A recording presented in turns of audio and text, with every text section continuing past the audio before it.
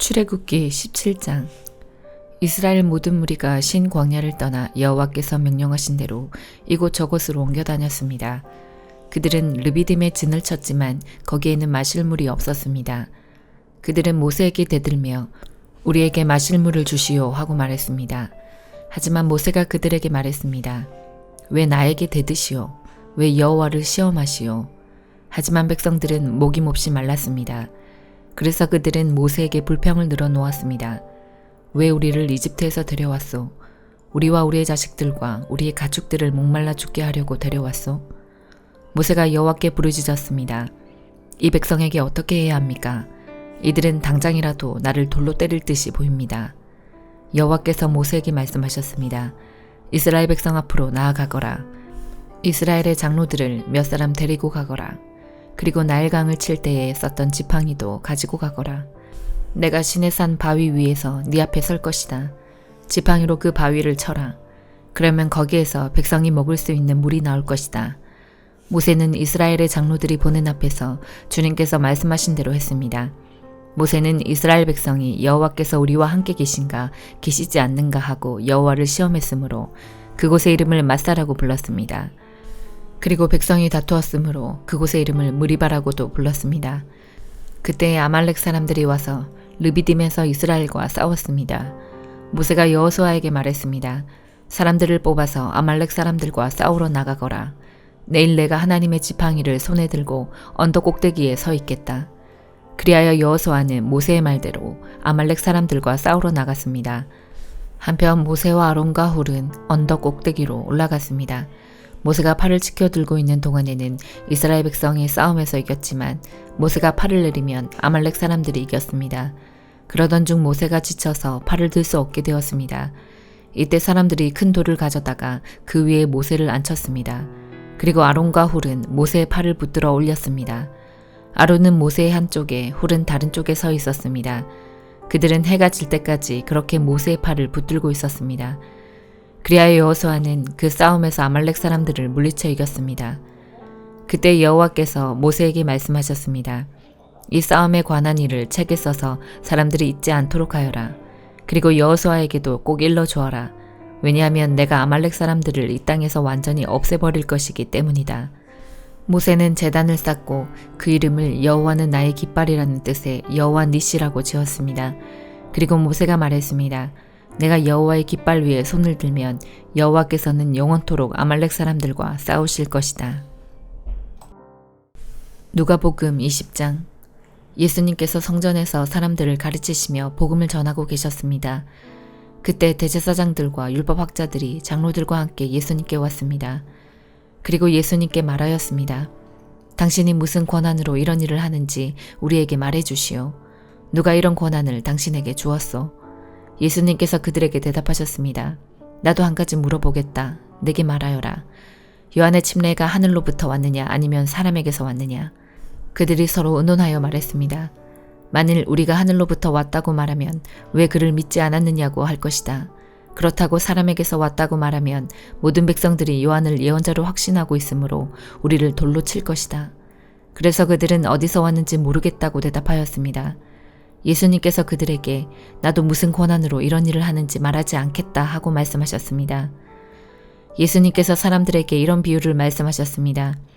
어떤 사람이 포도원을 만들어 농부들에게 세를 주고 오랫동안 여행을 갔다.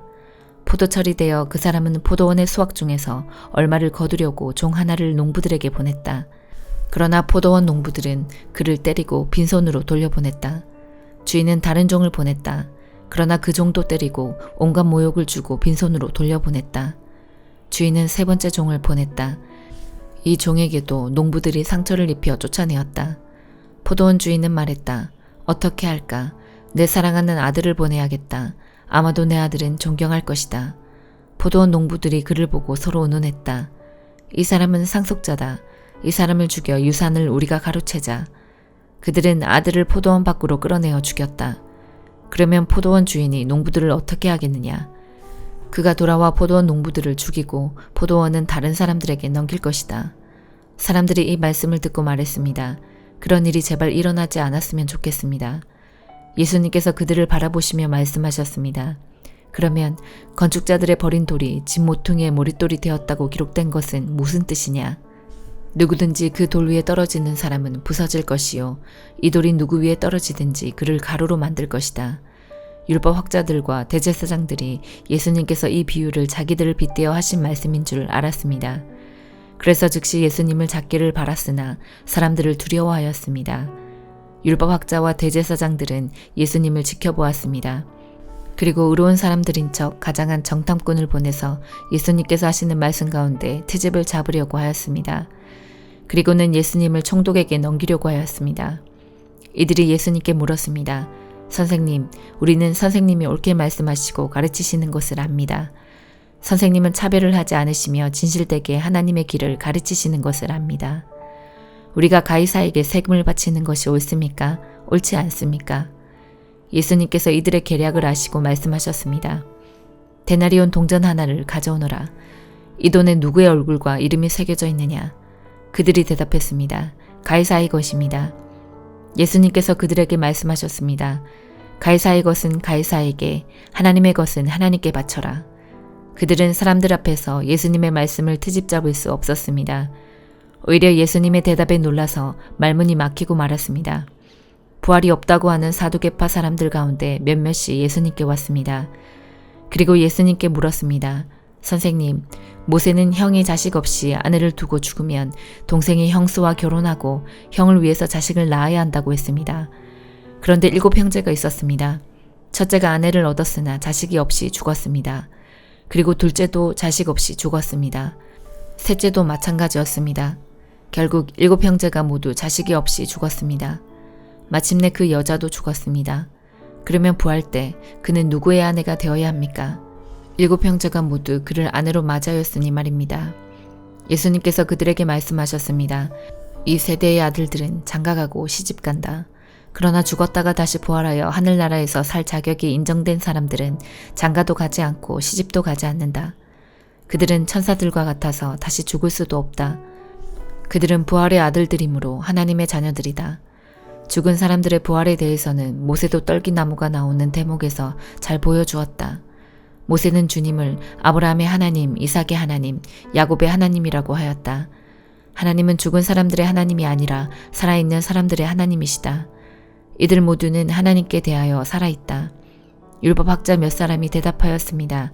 선생님, 옳은 말씀을 하셨습니다. 사람들은 예수님께 감히 더 이상 묻지 못하였습니다. 예수님께서 그들에게 말씀하셨습니다. 사람들이 왜 그리스도를 다윗의 아들이라고 하느냐? 다윗이 시편에서 직접 말하였다. 주께서 내 주에게 말씀하셨습니다.